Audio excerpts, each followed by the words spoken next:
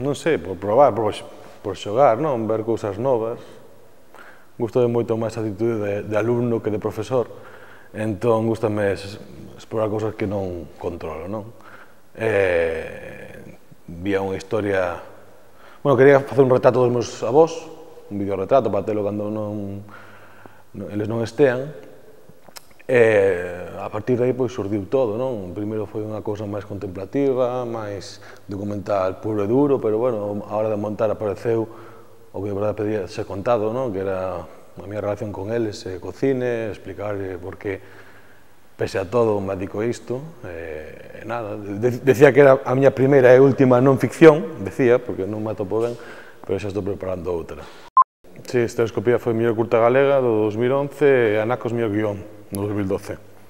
Penso que é un festival que se está consolidando a nivel nacional, aposta claramente ahora por unha liña máis transgresora, unha liña máis experimental, máis ruda, non, por un espectador normal, pero a min gústame, creo que hai unhas propostas moi interesantes este ano, na programación oficial, tamén no Presente Galiza, hai unhas curtas que teñen unha pinta estupenda, e nada, estou desexando pasar toda a semana vendo curtas aquí en Santiago.